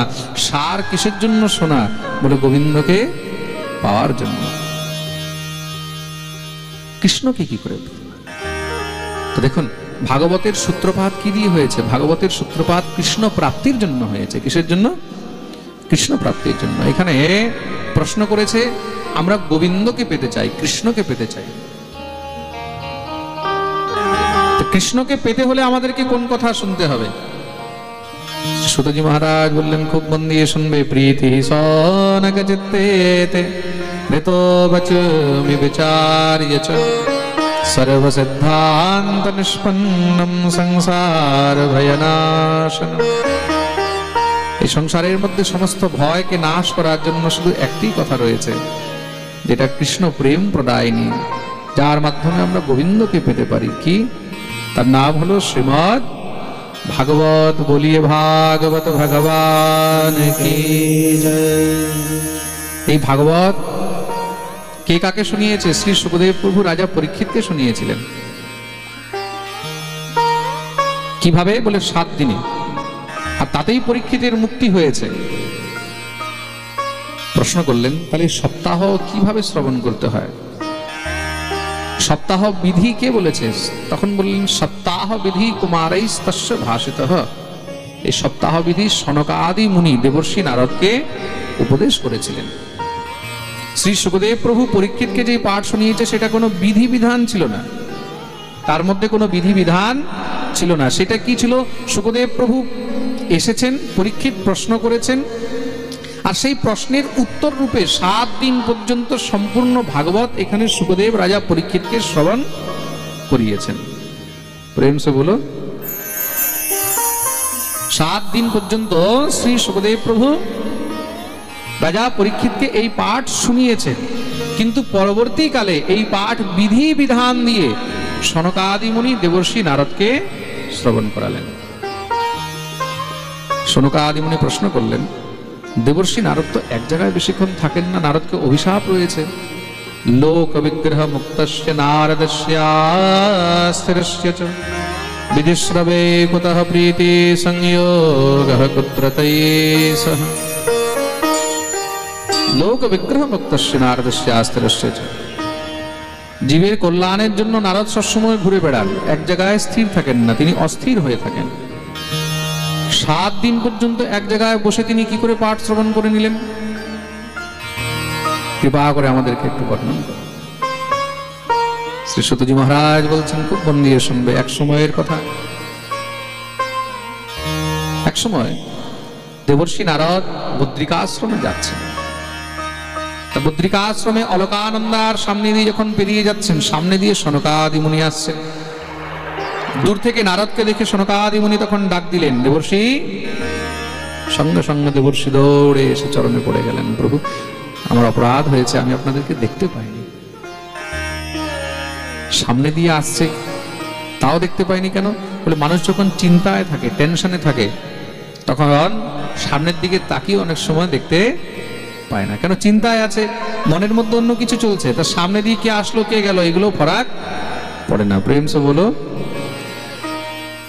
তার জন্য বলা হয়েছে চিন্তা বহুত খারাপ জিনিস, চিন্তা করে চতুরাই ঘটে। যেই কোনো বিষয় নিয়ে বেশি চিন্তা করলে কি হয়? তখন গিয়ে মানুষের বুদ্ধি আস্তে আস্তে নষ্ট হয়ে যায়। সনকাদি মুনি দেবর্ষি নারদকে জিজ্ঞাসা করলেন, কথম ব্রহ্মণ দীন মুখ কুতশ্চিন্তাতুরো ভবান পরিতম গম্যতে কুত্র কুতশ্চাগমনম তব। কথম ব্রহ্মণ দীন মুখ। হে ব্রহ্মণ, দেবর্ষি, তোমার চিন্তার কারণ কি? কিসের জন্য তুমি চিন্তিত? নারদ বললেন, আমি আমার জন্য চিন্তিত নই প্রভু, আমার ব্যক্তিগত কোনো সমস্যা নেই।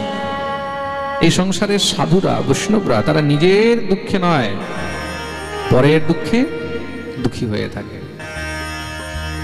সন্ত হৃদয় নবনীত সমানা, কাহা কবিন পর কহ হি ন জান।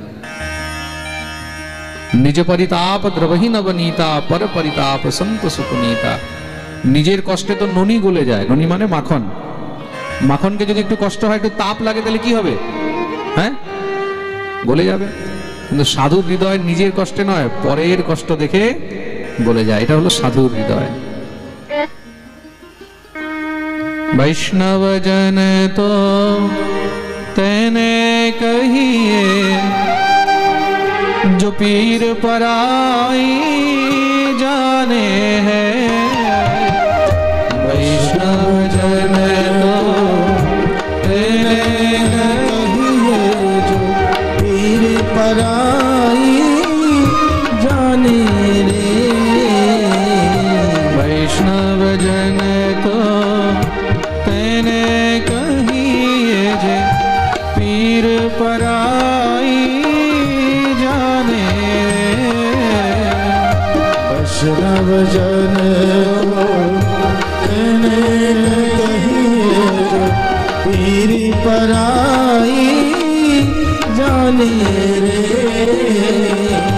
पर दुखे उपकार करे और पर दुखे उपकार करे और पर दुखे उपकार करे और पर दुखे उपकार करे मन अभिमान नाने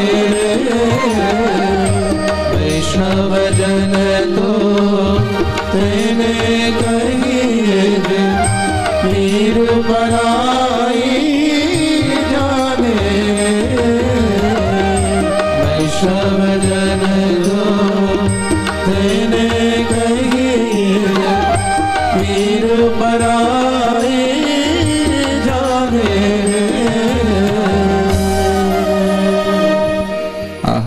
বৈষ্ণব কে, সাধু কে, যে পরের দুঃখ বোঝে, যে পরের কষ্ট বোঝে।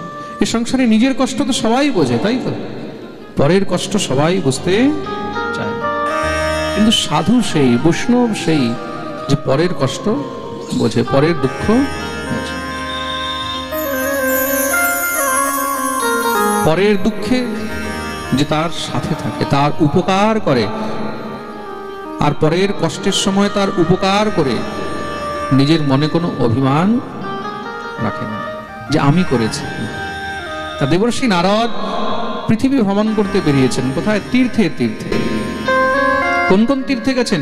পুষ্করম চ প্রয়াগম চ কাশীম গোদাবরীম তথা হরিক্ষেত্রম কুরুক্ষেত্রম শ্রীরঙ্গম সেতুবন্ধন। পুষ্কর গেলেন, প্রয়াগ গেলেন, কাশী গেলেন, গোদাবরী গেলেন, হরিদ্বার গেলেন, কুরুক্ষেত্র গেলেন, শ্রীরঙ্গম, সেতুবন্ধ, রামেশ্বরম, এক এক করে সমস্ত সব তীর্থে গেছেন, কিন্তু কোথাও মনে শান্তি পাননি। বলে শান্তি কেন পাননি? যেখানেই যাচ্ছে সেখানেই গিয়ে দেখছে অনাচার চলছে। কি কি চলছে? কলিনা ধর্মমিত্রেণ হরেয়ম বাধিতাধুনা সত্যম নাস্তি তপঃ নাস্তি দয়াদানম ন বিদ্যতে। কলিযুগের মধ্যে এখন কোন সৎ ধর্ম আর নেই, মানুষের মধ্যে সততা নেই, সত্যম নাস্তি, কেউ সত্যের পথে চলতে চায় না। কেন? কলি তাকে চলতে দেয় না। মানুষ সৎমার্গ থেকে অসৎ মার্গে অনেক তাড়াতাড়ি প্রবিষ্ট হয়ে যায়। তপঃ নাস্তি, কেউ সাধনা করতে চায় না, ভজন করতে চায় না, ঈশ্বরের আরাধনা করতে চায় না। দয়া দানম ন বিদ্যতে, মানুষের মধ্যে দয়া নেই, দান আস্তে আস্তে একদম শেষ হয়ে যাচ্ছে। উদরম হরিণ জীবা বরাকা কূট ভাষিণ, সবাই নিজের নিজের পেট ভরার মধ্যে ব্যস্ত হয়ে রয়েছে। কূট ভাষিণ, মানুষের মুখের ভাষা একদম বিচ্ছিরি হয়ে গেছে, মুখের ভাষার মধ্যে এখন মধুরতা নেই। কথায় কথায় শুধু পরনিন্দা, পরচর্চা, মানুষ শুধু এই নিয়েই ব্যস্ত হয়ে রয়েছে।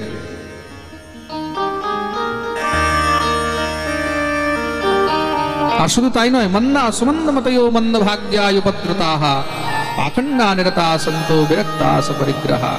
মানুষের বুদ্ধিও আস্তে আস্তে মন্দ হয়ে যাচ্ছে, মন্দমতি। খারাপটা আগে চিন্তা করবে, ভালোটা মাথায় আসবে না।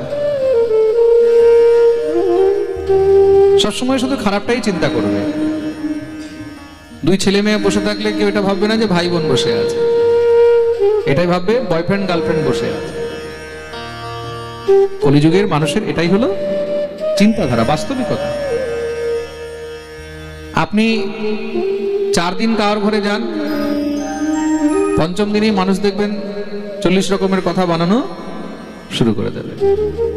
কেন? মানুষের বুদ্ধি নিকৃষ্ট। কলিযুগের মধ্যে মানুষের বুদ্ধি নিকৃষ্ট, মন্দ। তার জন্য মানুষ সবসময় মন্দই বিচার করবে। আর শুধু তাই নয়, তরুণী প্রভুতা গেহে শ্যালকো বুদ্ধিদায়ক। ঘরের মধ্যে স্ত্রী জাতির বর্চস্ব হবে, ঘরে এখন পুরুষের চলবে না। তাহলে দেবর্ষি নারদ আজ থেকে 5000 বছর আগেই বলছেন পুরুষের চলছে না, ঘরে এখন কার চলছে? নারীর চলছে। তরুণী প্রভুতা গেহে, স্ত্রী যদি বললো যে এটা হবে মানে এটাই হবে। শ্যালকো বুদ্ধিদায়ক, আর বুদ্ধিকে দেবে বলে বাপের বুদ্ধিতে ঘর চলবে না, ভাইয়ের বুদ্ধিতে ঘর চলবে না, তাহলে বলে শালার বুদ্ধিতে ঘর চলবে। শালার বুদ্ধি মানে শ্বশুর বাড়ির লোক যা বুদ্ধি দেবে সে দিয়ে ঘর চলবে। কেন? তখন মহারাজ আপন বাপ ভাই তাদেরকে পর মনে হবে, আর শ্বশুর বাড়ির লোক আপন মনে হবে। গোস্বামী তুলসীদাসজি বলে গেছেন তার জন্য, ससुरारी भई प्यारी जब ते रिपुरूप कुटुंब भय तब ते। ससुरारी भई प्यारी जब ते, যখন থেকে শ্বশুর বাড়ির লোক আপন হয়েছে না, তখন থেকে রিপুরূপ কুটুম্ব ভয়ে তব তে, নিজের আপনজন শত্রুর মতন হয়ে গেছে। তখন মা বাপ ভাল লাগে না, ভাই ভাল লাগে না, তখন শ্বশুর বাড়ির লোক ভালো লাগে। আর এটা কিসের লক্ষণ জানো? এটাই হলো ধ্বংস হওয়ার লক্ষণ। কেন? আমাদের ব্রজভাষায় একটা কথা আছে, বলে দিবার বেগারে আরো আর ঘর বেগারে সারো। দেওয়ালের মধ্যে বেশি আলমারি বানালে কি হয়? দেওয়াল কমজোর হয়ে যায়। তদ্রূপ ঘরের মধ্যে শ্বশুর বাড়ির বেশি বুদ্ধি লাগালে তখন সেই ঘরও তাড়াতাড়ি নষ্ট হয়ে যায়। প্রেম সে বলো। এটা কে বলছে? দেবর্ষি নারদ বলছে, তরুণী প্রভুতা গেহে শ্যালকো বুদ্ধিদায়ক কন্যা বিক্রীণ লোভা দম্পতিনাম চ কলকনম। কন্যা বিক্রীণ লোভা দম্পতিনাম চ কলকনম। কন্যা বিক্রয় হবে দম্পতির মধ্যে, মানে স্বামী স্ত্রীর মধ্যে সবসময় কলহ আছে। দম্পতিনাম চ কলকনম, কলহ থাকবে নয়, কলহ চলছে। স্বামী স্ত্রীর মধ্যে সবসময় কলহ চলছে। বলে কলহের কারণ কি? বলে কিছুই না। কলহের কারণ কি? স্বামী স্ত্রীর মধ্যে কলহের কারণ কি? বলে কিছুই না, কারণ কিছু নেই, কিন্তু কলহ সবসময় চলছে। কেন? বলে মানুষের মধ্যে ধৈর্য শক্তি শেষ হয়ে গেছে, পেশেন্স শেষ হয়ে গেছে। যেখানে ধৈর্য নেই সেখানে তখন কোনো কথা শুনতে ভালো লাগে না। প্রেম সে বলো। বউ পার্টিতে যাচ্ছে, স্বামী মানা করেছে এখন তুমি যেও না, পরের দিন ডিভোর্স কেস ফাইল হয়ে গেছে। হ্যাঁ, কোর্টে জজ জিজ্ঞাসা করছে, বলে কেন ডিভোর্স নিচ্ছ? আমার ফ্রিডম নেই, আমি বন্ধুদের সঙ্গে যাচ্ছিলাম পার্টি করতে, আমাকে মানা করে দিয়েছে। এত সাহস আমাকে মানা করবে? আমি থাকতে পারবো না। That is the reason of divorce. বলে ডিভোর্স চাই, কিসের জন্য?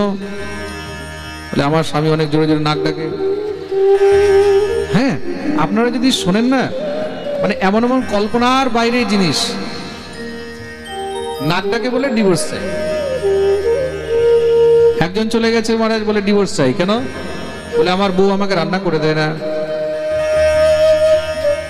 অনেক রকমের সমস্যা, এক দুইটা নয়। তো দম্পতি নাম চ কলকনম, ঘরে ঘরে কিছু না কিছু সমস্যা চলছে। এই সমস্যা থেকে কেউ মুক্ত নেই। আর শুধু তাই নয়, ন যোগী নৈব সিদ্ধো বা ন জ্ঞানী সক্রিয় নরঃ কলিদাবানলেনাদ্য সাধনম স্মতাম গতম। ন যোগী নৈব সিদ্ধো বা ন জ্ঞানী সক্রিয় নরঃ। এই কলিযুগের মধ্যে না কোনো যোগী পাওয়া যায়, নৈব সিদ্ধ বা না কোনো সিদ্ধ পাওয়া যায়, না কোনো জ্ঞানী, না সৎ চরিত্রবান সৎক্রিয়াবান এই সংসারের মধ্যে জীব পাওয়া যায়। সৎক্রিয় নরঃ কলিদাবানলেনাদ্য সাধনম স্মতাম গতঃ। কলিযুগের এই দাবানলের মধ্যে সমস্ত সব সৎকর্ম আর সাধন জ্বলে ভস্ম হয়ে গেছে। এতটুকু পর্যন্ত বলেছেন, কলিদাবানলেনাদ্য সাধনম স্মতাম গতঃ। তুমি যদি সৎ পথে চলতে চাও, সৎ মার্গে চলতে চাও, সৎ চরিত্র নিয়ে চলতে চাও, তাই কলি তোমাকে চলতে দেবে না, কিছু না কিছু ডিস্টার্ব করতেই থাকবে। এসব দেখে মন খুব দুঃখী হয়ে তখন বৃন্দাবনে গিয়ে উপস্থিত হলাম। ভেবেছি বৃন্দাবনে গিয়ে যদি একটু শান্তি পাই, কেন ভগবান বলেছেন আমি বৃন্দাবন ছেড়ে কোথাও যাই না। এই বিচার করে বৃন্দাবনে উপস্থিত হলাম। সেখানে গিয়ে আমি একটি আশ্চর্য দেখেছি। কি বলে, একটি যুবতী বসে কাঁদছে, তার কোলে দুই বৃদ্ধ পড়ে রয়েছে। দেখে মনে মনে ভাবলাম কি কারণ কি হতে পারে। আবার বিচার করলাম, যদি জিজ্ঞাসা করতে যাই খারাপ লেগে যায় মনে। আজকাল তো মানুষের কোনো বিশ্বাস নেই। তুমি কারোর ভালোর জন্য কিছু বললে তাই খারাপ লাগলো, এই তোমার কি লেনা দেনা ভাই। তাই আমি যখনই ফিরে যাচ্ছি, আমার সঙ্গে হয়ে গেছে একবার। আমি একবার আমাদের বাড়ি আর মন্দিরের মধ্যে একটু ডিফারেন্স আছে, ওখান থেকে মন্দিরে যাচ্ছি গোরানগর থেকে গোপীনাথ বাজার। যারা বৃন্দাবনে গেছে আমাদের বাড়ি ভালো করে জানে। তো যাওয়ার সময় রাস্তার মধ্যে সিংহপুর হনুমানজি মন্দির আছে মাঝখানে, তো ওই দিক দিয়ে আমি যাচ্ছি। ওটা একটু পাতলা রাস্তা, একটু শর্টকাট রাস্তা। তো স্কুটিতে আমি যাচ্ছি, তো ওখানে দেখছি একটা ছোট বাচ্চা আহা দিব্যি বসে খাচ্ছে, ফার্স্ট ক্লাস একদম, সিগারেট চলছে। তা আমি স্কুটিটা দাঁড়ালাম, বাচ্চা ছেলে। আমি বললাম, কিরে তোর লজ্জা নেই, সিগারেট খাচ্ছিস? ও যা উত্তর দিয়েছে না, আমি কল্পনাও করতে পারিনি। বলছে আমি আমার বাপের খাচ্ছি, তোমার কি যায়? আমি হাত জোড় করে বললাম, ভাই আমার ভুল হয়ে গেছে, খুব খা, তুই দিনে 10টা খা, তুইও খা, তোর বাপকেও খাওয়া। কলিযুগ, এটাই হলো কলিযুগ। তুমি এখানে কার যে ভালোর জন্য কিছু বলবে সেটাও বলার জায়গা নেই। তার জন্য উপদেশ তাকেই করো যে তোমার কাছে উপদেশ নিতে এসেছে। আমাকে একজন বলছে, বাবা আমার ছেলেকে একটু উপদেশ করুন। আমি এখনই ফোন লাগিয়ে দিচ্ছি। আরে আপনার ছেলে বলেছে যে আমাকে উপদেশ করুন? না বাবা, ও তো কার কথা শুনতে চায় না। যে শুনতে চায় না তাকে শোনাতেও নেই। যে আমার কাছে এসেছে তাকে আমি 100 বার বোঝাবো, 100 বার উপদেশ করব, শাস্ত্র বার্তা শোনাবো, কিন্তু যার প্রয়োজন নেই তাকে আমিও শোনাতে যাব না। তা নারদ ফিরে যাচ্ছেন, তখন পিছন থেকে সেই দেবী ডাকছেন, ভব সাধু ক্ষণম তিষ্ঠ মচ্চিন্তামপি নাশয় দর্শনম তব লোকস্য সর্বথা গ্রহণম পরম। আসুন আসুন হে দেবর্ষি, কিছুক্ষণের জন্য একটু দাঁড়ান। আপনাকে দেখে মনে খুব শান্তি পেলাম। কেন? দর্শনম তব লোকস্য সর্বথা গ্রহণম পরম। সাধুর দর্শনেও কিন্তু মন নির্মল শান্ত হয়ে যায়, সমস্ত পাপ নাশ হয়ে যায়। গঙ্গারও পরশ হলে পশ্চাতে পাবন, দর্শনে পবিত্র করো এই তোমার গুণ। এটা হলো বৈষ্ণব গুণ। নারদ জিজ্ঞাসা করলেন, দেবী তুমি কে? এই দুই বৃদ্ধকে, এই সখীগণকে যে তোমার চারদিকে তোমাকে কেউ হাওয়া করছে, কেউ চোখের জল মুছে দিচ্ছে, কেউ বোঝাচ্ছে, বলে আমি হলাম ভক্তি। अहम भक्तिरिति ख्याता इमो मे तनयो मतो ज्ञान वैराग्य नामानो कालयोगेन जर्जरो। আমার নাম ভক্তি। এই দুই বৃদ্ধ হলো আমার দুই পুত্র, জ্ঞান আর বৈরাগ্য। আর এই যে সব সখীগণ, এরা হলো গঙ্গা আদি নদীগণ। গঙ্গাদ্যাঃ সরিতশ্চেমা মৎসেবার্থম সমাগতা। এরা সব হলো আমার সখীগণ, গঙ্গা ইত্যাদি নদী। দেবী এ তো মহা আশ্চর্য।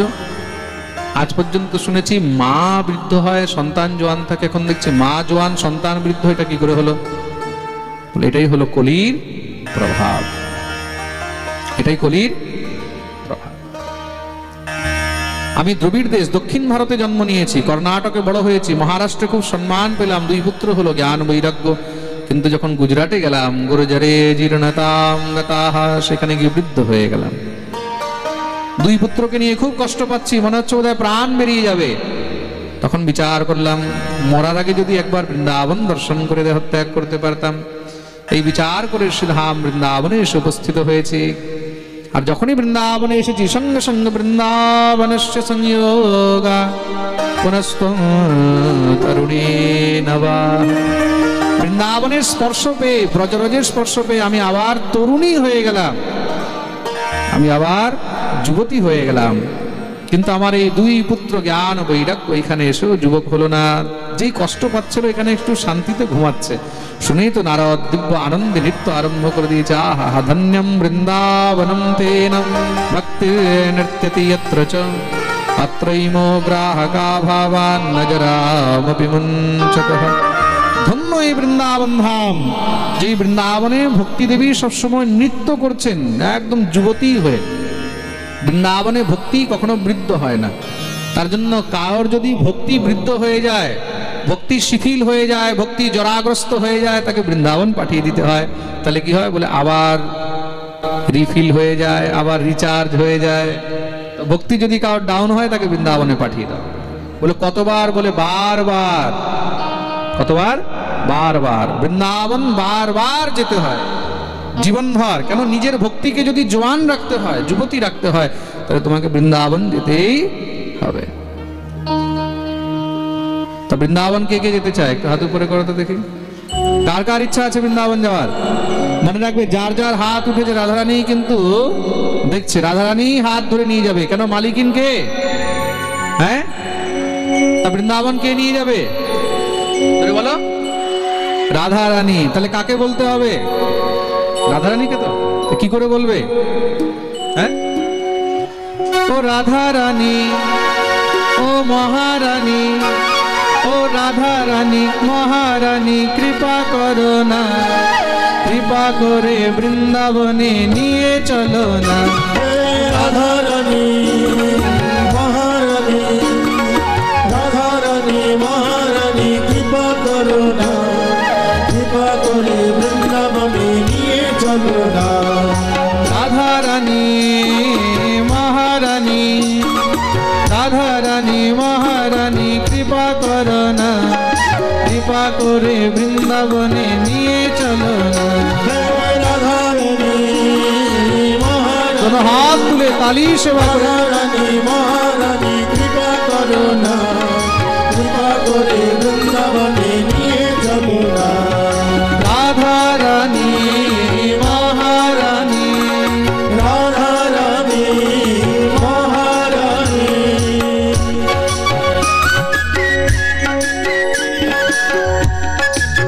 সবাই হাত তালি দিয়ে।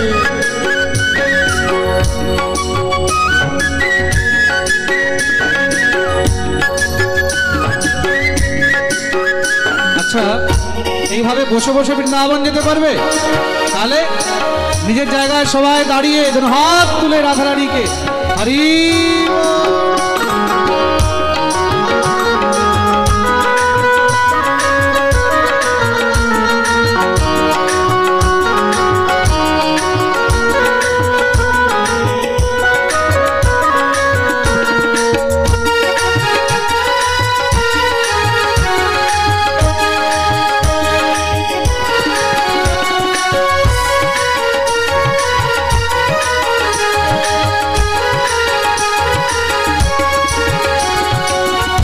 কৃপা হলে পাবো মধুর বৃন্দাবন, তোমার কৃপা হলে পাবো মধুর বৃন্দাবন, তোমার কৃপা হলে পাবো মধুর বৃন্দাবন, তোমার কৃপা হলে পাবো মধুর বৃন্দাবন। নয়নে হেরিব আমি গিরি গোবর্ধন, নয়নে হেরিব আমি গিরি গোবর্ধন, নয়নে হেরিব আমি গিরি গোবর্ধন। নয়নে হেরিব আমি গিরি গোবর্ধন। ও রাধারানী, ও মহারানী, ও রাধারানী মহারানী কৃপা করো না, কৃপা করে চরণ তলে রেখে নিও না। রাধারানী কৃপা করো না, কৃপা করে তলে রেখে নিও না। হে রাধারানী মহারানী, রাধারানী মহারানী।